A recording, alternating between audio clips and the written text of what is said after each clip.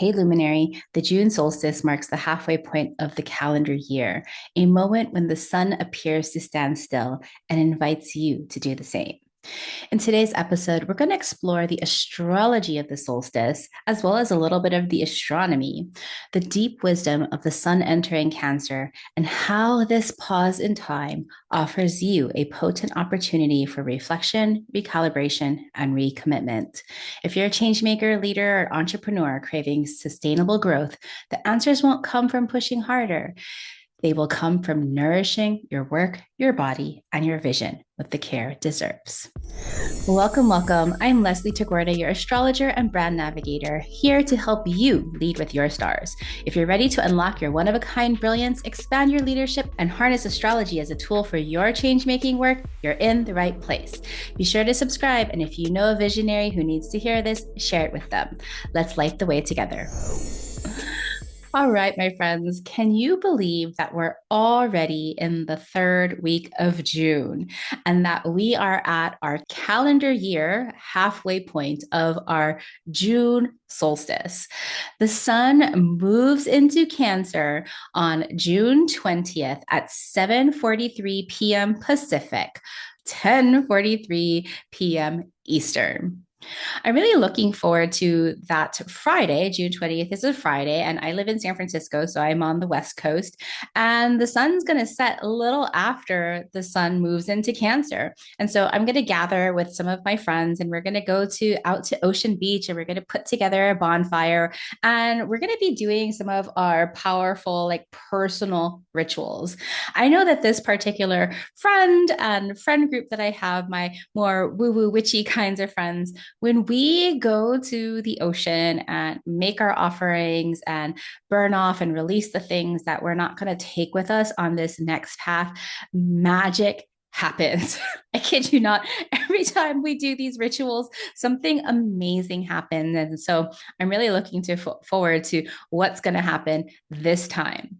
I absolutely love using the solstices as well as the equinoxes to really mark time because that's what the sun does. As the earth revolves or orbits around the sun, we are marking time with these kind of solar points at our two solstices, the one that we get in December, the one that we get in June, and our two equinoxes, the one that we get in March and the one we get in September. It's these markings of the sun as it crosses these points, the solstices and the equinoxes, that create our astrological seasons in tropical Western astrology. Now, tropical Western astrology relies on the sun to mark these 4 points every year, quartering up the sun and then creating 30 days of each astrological season.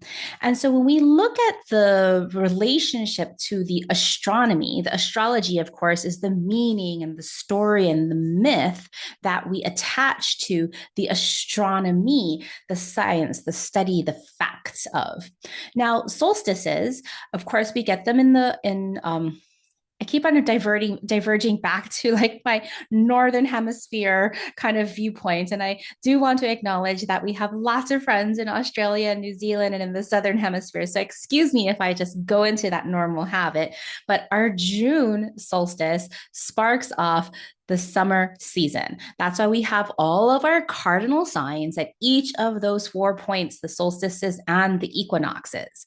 So we have our summer for here in the Northern Hemisphere, we have our summer season that starts off with this June solstice as the sun moves into Cancer.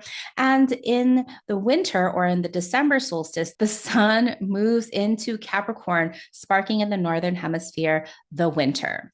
Now, the word solstice comes from the two words sol, which means sun. Isn't that beautiful? Sol, S-O-L, but S-O-U-L, of course, the sun that just radiates and gives life to everything. And the word sistere, to stand still.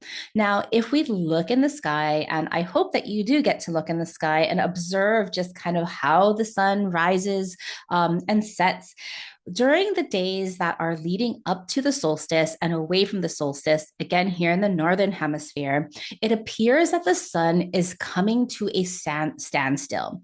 In the Northern Hemisphere, we have the longest days. So the closer you are to the North Pole, the longer your days will be. And the closer to the equator, you don't really get much of a shift between the day lengths.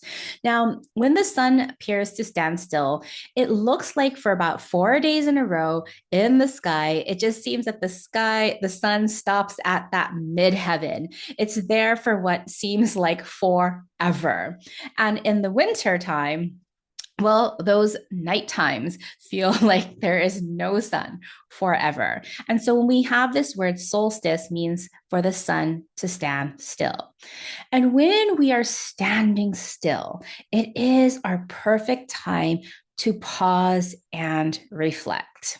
Now, the Northern Hemisphere is this longest day, a peak of solar visibility, gives us this viewpoint, this vantage point of being able to look at the last 6 months in full illumination. It's almost like a full moon, a sacred pause. As the longest day, ancient societies from all over the world would have their special rituals to honor the sun, to honor its light, to honor all the things that have happened in the previous 6 months, and to look forward to all the things that we want to have upcoming in the future 6 months.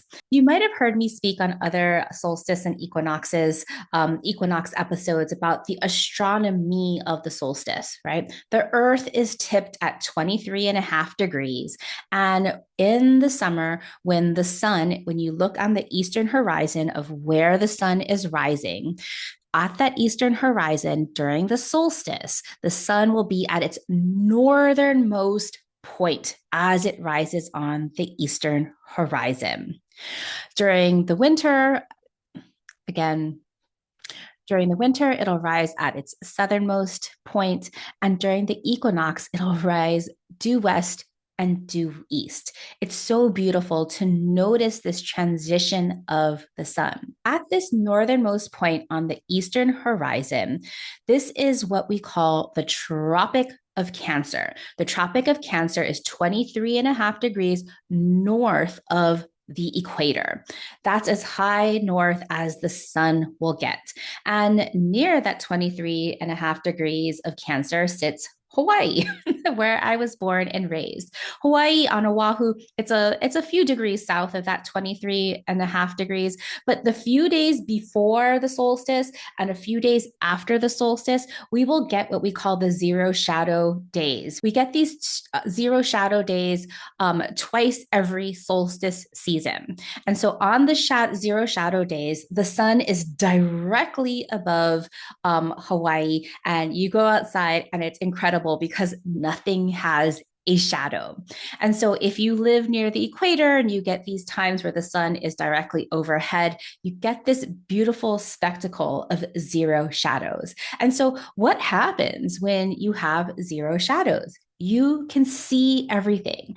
You are thriving in pure sunlight. For mundane astrologers, the astrologers that look to different timings of events for nations, for countries, for everyone on the world, they'll take a look at these ingresses, especially when we look at the sun moving into Aries, or again, when the sun moves into Cancer. Because when we look at the chart of when the sun moves into Cancer, it can give us specific reflections, inquiries, and questions that the cosmos, that the celestial beings that guide us are wanting and inviting us to hear. So let's take a look at the astrology of the Cancer solstice so that maybe we can hear the invitations, so that we can start to fine tune our reflection questions so that we can make better decisions for the next half of the year. All right, I'm sharing my chart of the Cancer solstice, of the June solstice, as the sun moves into Cancer, 0 degrees, 0 minutes of Cancer. Now, disregard the houses because I cast this chart from where I live here in San Francisco, California. So you can see on June 20th at 7:43, the sun will move into Cancer, conjunct Jupiter that recently moved into Cancer. To me, this is so beautiful and so expansive. And so, Cancer, of course, is cardinal water. Cardinal because it starts the season, and water because, well, Cancer is ruled by the moon. It is emotional, it is intuitive, it is purifying, and so healing. And so when we have Cancer as cardinal water, this is a powerful energy that initiates care, initiates belonging, initiates emotional intelligence. And all of that is expanded. That nourishment, that belonging, that acceptance is all much more expanded because of Jupiter conjunct the sun. Beautiful, only 2 degrees. Now, when we think about our leadership, we don't often think of Cancer as a leadership archetype. There's nothing in our patriarchal, capitalistic systems that values emotional labor. Supposedly, we value women for having children, yet, how do we support women for having children? We don't give them the medical care that they need. We don't educate children. We don't pay for like helping to feed or nourish or educate or maintain the health of children. Like, where is the fallacy in that? Anyway, I'll get off my soapbox about that. But to me, this Cancer, as the sun moves into Cancer, especially at this season, in this time of so much uncertainty in 2025, it's really here to expand the meaning and value of emotional labor. I'm going to talk a lot more about that. And so, part of this inquiry of Jupiter and the sun being in Cancer here is how can you reframe nurturing and cultivation as an expansion strategy for your leadership? Absolutely. Great leaders you're seeing are so emotionally intelligent, so attuned, so empathetic that we can actually make change happen simply by hearing, by listening, by holding space. Yes, that is the power of Cancer. And so as we think about our own, reflect on our emotional expansion, and I'll give you a whole list of prompts at the end of this episode. So, don't grab your journal yet. I want you to imagine that Jupiter is magnifying your sense of self so that you can accept all the parts of yourself so that you can see where you want to go, to have a vision of that expanded future where you feel really safe and you are growing your emotional capacity, right? Because when we're thinking about the big leaps and the big expansions that we want to do in our success, in our leadership, in making our mark, it absolutely requires us to expand our ability to take risks and meaning our emotional capacity so that we can depend on our own certainty, because there's no guarantees in the world. We can't plan and ensure that something is going to happen exactly how we planned it. But what we can be certain of is that even if things don't go as planned, that we have the tenacity, we have that inner strength, that emotional capacity to rise up again. That is what true leadership is about. So, another invitation that the sun and Jupiter are asking is, what if expansion feels like softness and support? Now, the Cancer sun is ruled by the moon, and it is so absolutely beautiful that just a few minutes before the sun moves into Cancer, the moon moved into Taurus in its sign of exaltation, meaning the moon absolutely loves being in comfy, cozy, peace loving, prosperity loving sign of Taurus. And so this 0 degrees of Taurus moon is forming a beautiful sextile to the 0 degrees Cancer sun.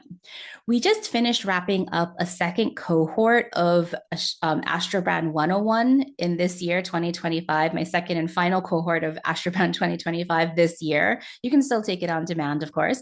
But a sextile, when we think about these aspects between planets, to me, these aspects are relationship dynamics. We have a relationship dynamic. It is an invitation for evolution or growth between two or more planets. And so when we have a sextile between our emotional needs, what we need to cultivate and nurture and within ourselves, as well as our solar superpowers, our zone of genius that we are increasing the capacity to step further into and play even bigger. When we have a sextile, this relationship dynamic, this aspect is inviting us to receive an opportunity. When I was teaching it in class, I was mentioning that the sextile, yes, is quote unquote easy, just like the trine, quote unquote easy, an easy aspect, but it doesn't mean that an easy aspect is just like the good is just a good aspect, because you know what? Things that are given to us, things that are easeful for us can absolutely go wasted. If we don't recognize them, if we don't appreciate them, if we don't respect them, they can be like a privilege that we have that goes unrecognized and turns into entitlement. No, thank you. So with a sextile, your ease is offered as an opportunity that you have to take action on. Okay. So what this means is that the door knocks or somebody's knocking at the door. Are you going to answer the door, or are you going to sit afraid and not answer the door, or just let the delivery person drop your package and then, you don't go answer the door and then somebody walks away with your package, which, I live in San Francisco. This happens quite often. So that's an opportunity lost, right? If you don't answer the door. And so this sextile means that, hey, there's an opportunity that has come knocking. All you have to do is harness that opportunity, walk yourself to that door, open up the door, and receive your gift. It truly is as easy as that. And so when we think about a sextile between our emotional needs, the things that we need to self-soothe, the things that we need to feel comfortable in our body, that's the moon in Taurus, sextiling the sun and Jupiter in Cancer, that's saying, hey, increase your emotional capacity so that you can make a bigger mark. This simply means, what are your tools that you have been learning, that you have been cultivating, that you have been nurturing in yourself to take bigger risks?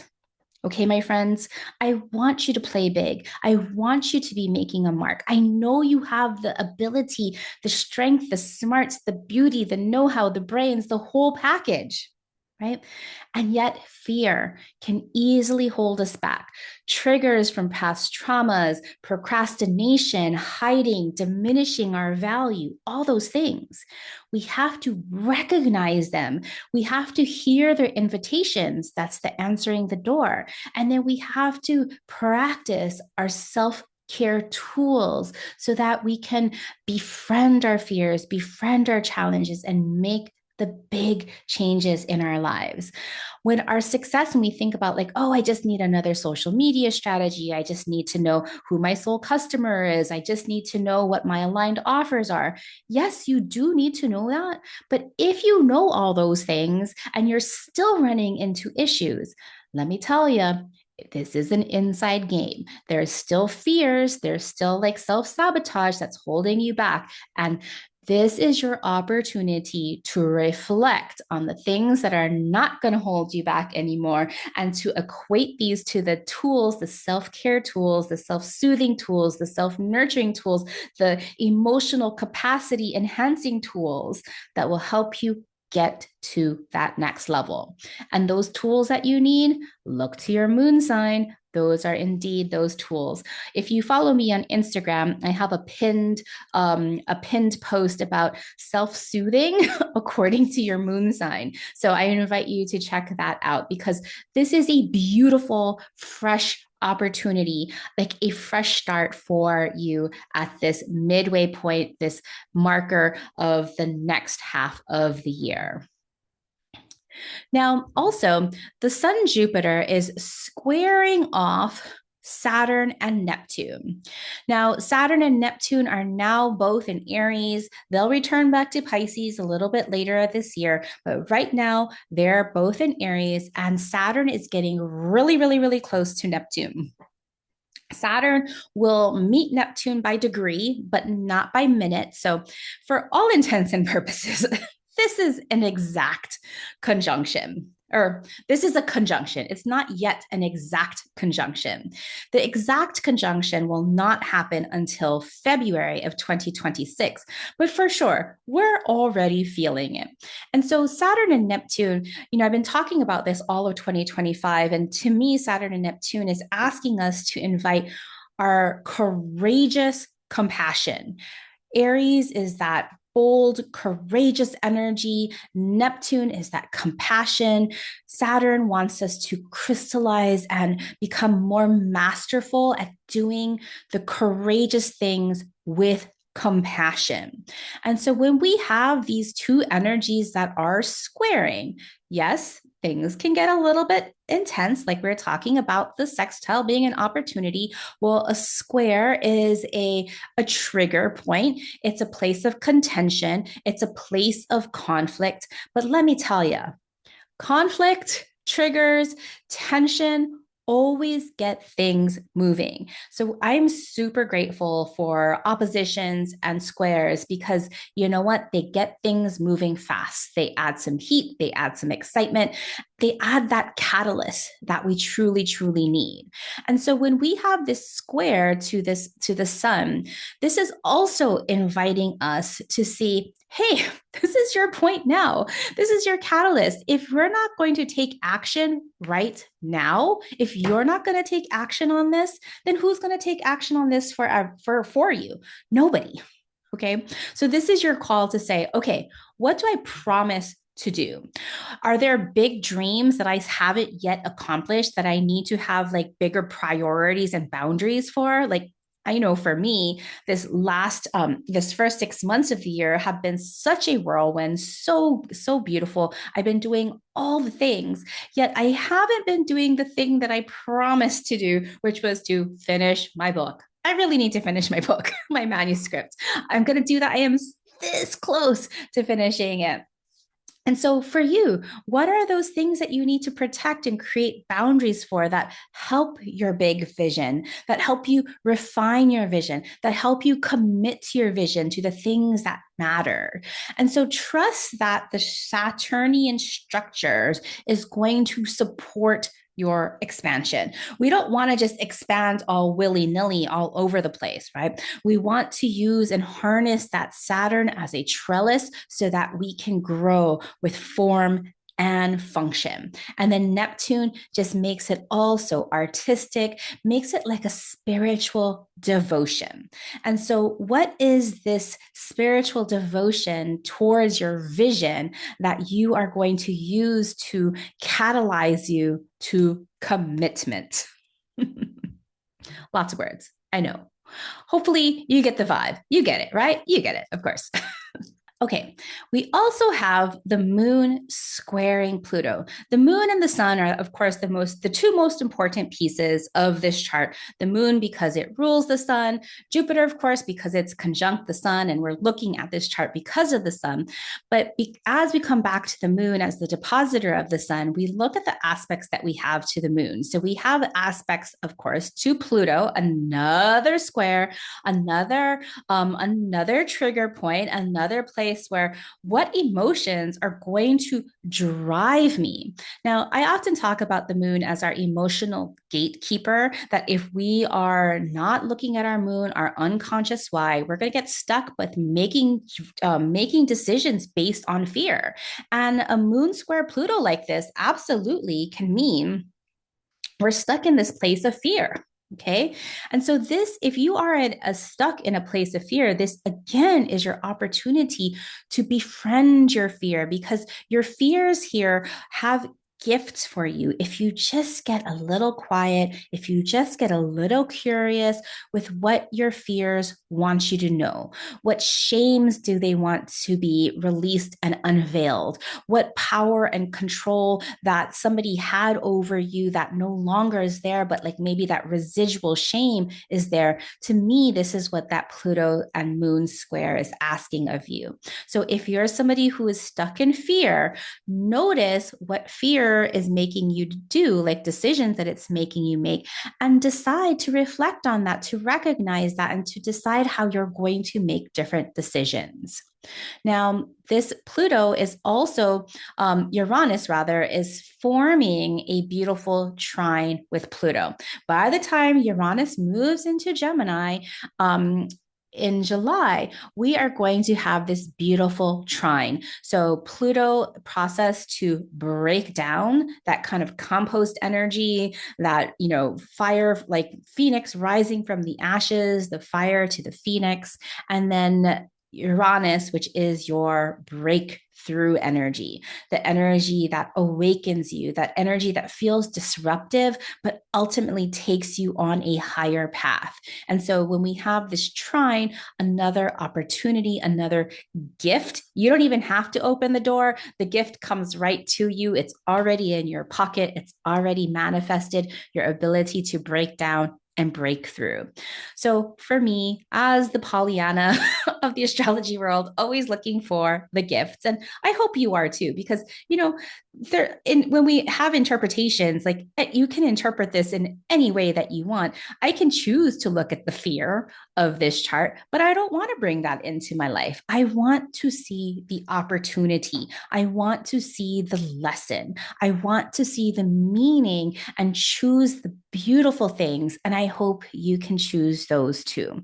So as we look at the astrology of this particular Cancer ingress, the sun moving into Cancer, I hope you can see all these opportunities and hear the invitations and the reflections that this midway point of the solar year is asking you to review. So I want to come back to this idea of Cancerian leadership.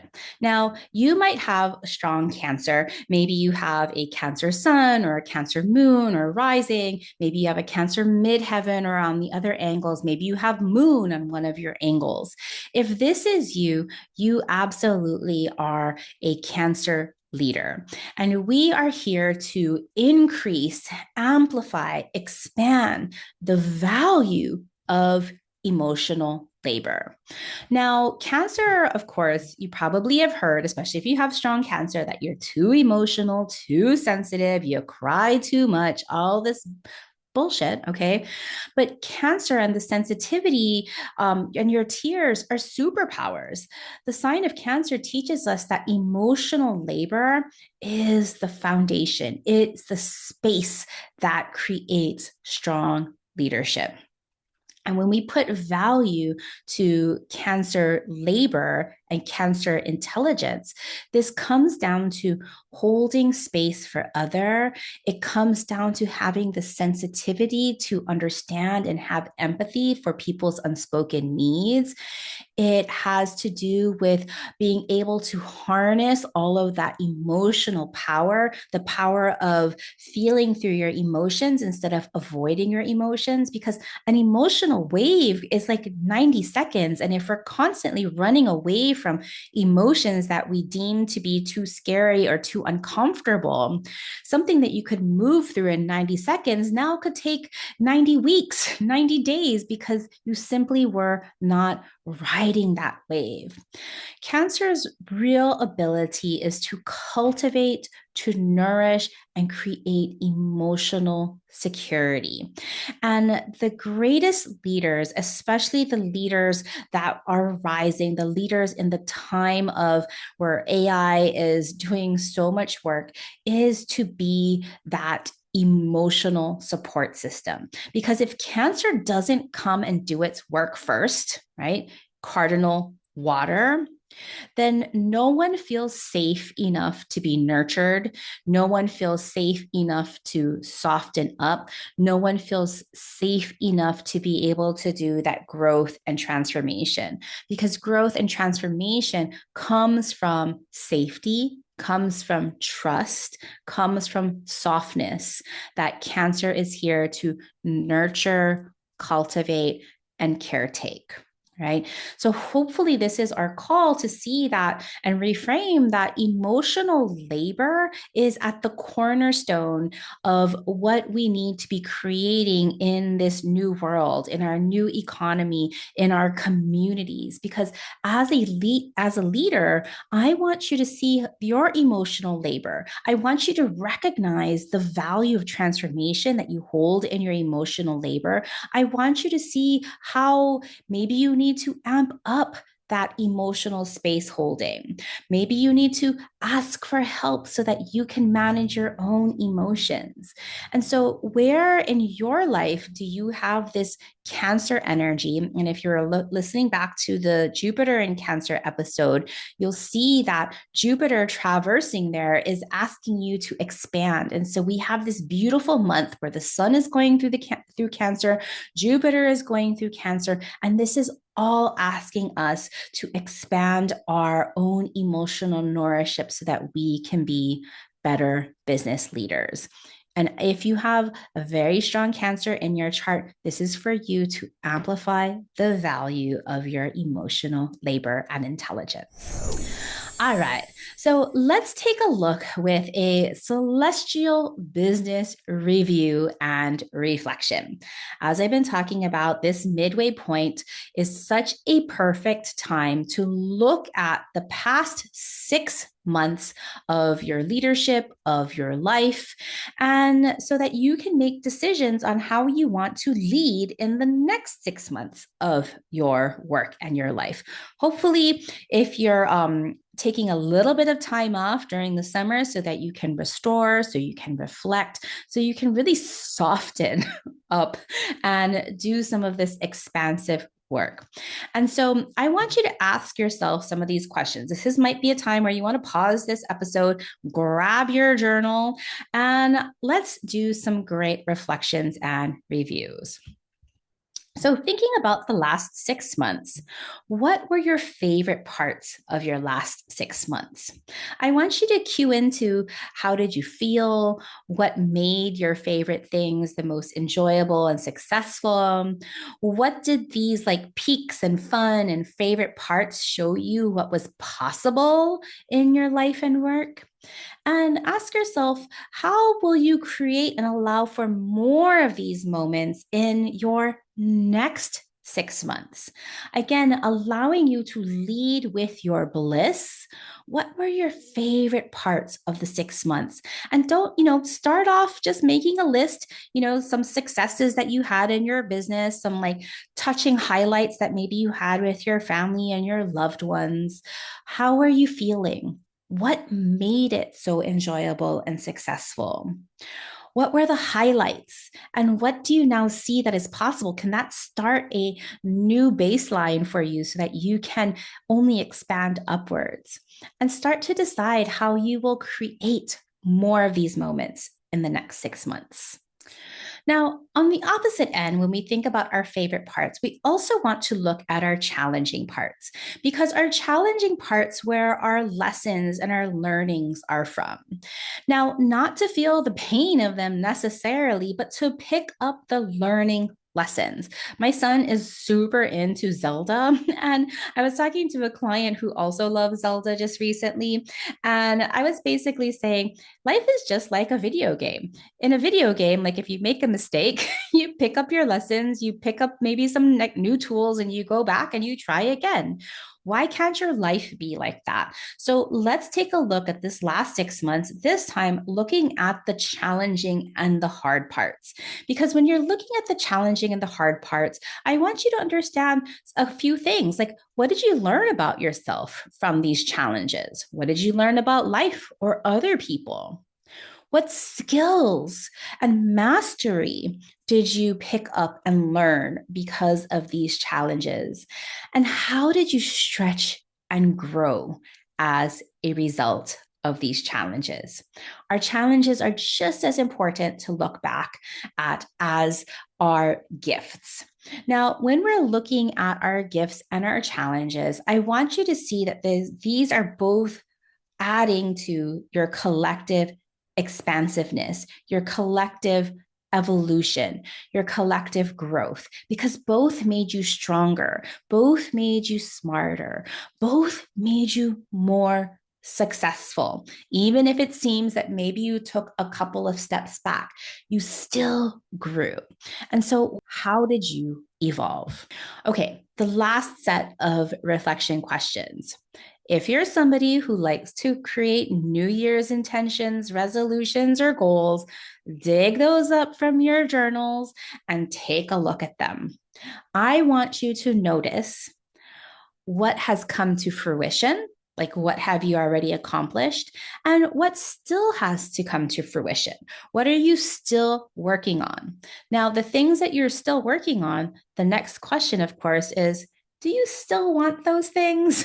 Maybe those things are no longer important for you. So as you look at those resolutions and you decide, you're looking at the things that you loved and you want to bring more in, you're looking at the challenges and looking at how you can move past them and not repeat yourself. You're looking at your New Year's resolutions and goals and seeing what you still want to carry on and continue doing. You're celebrating the things that you've already accomplished. I want you to focus on the most important parts as you step into this next final 6 months of 2025. What are you not going to bring with you? What are you going to create those boundaries with? That's Saturn in Aries. What are you going to prioritize and stop doing? What are the feelings of compassion and energy that you want to embody? Allow that Neptune to also come through. Allow that comfort and peace of that Taurus moon to come through, of that embodiment. How do I want my body to feel? And what do you need to believe about yourself? Meaning, that's that Jupiter in Cancer. What do you need to believe about your success? What belief sets need to change? And what are you going to do to nourish yourself, to really take care of yourself, to practice your self soothing, to practice your emotional capacity expansion? These are some beautiful questions that I really want you to ask yourself, especially at this midway point. It is the perfect time. Maybe you can collect some of your favorite people and have a bonfire, celebrate in the wild, celebrate out in nature, this pausing of the sun, celebrate the rising of the sun, the return of like this beautiful long day. If you're in the Northern Hemisphere, if you're in the Southern Hemisphere, I encourage you to still bring in this energy of full light. So your next steps, I really hope that you can attune to what you need to expand and nourish yourself. And if you're craving more astrological wisdom, I have 2 live intensives coming up. One that we've already started, but our first call is not until June 19th. So you get the video, and then we're doing office hours to do interpretation. And this is for star-powered position. Both of these classes, star-powered position and celestial cycles, you need to have taken Astrobound 101 to take these courses, because I need to ensure that you know the symbolism that we are going to be talking about. So in star-powered position, this is where we chart the foundation of the space that you are meant to take up in this world. We chart your what, why, how, and for whom of your memorable brand and leadership.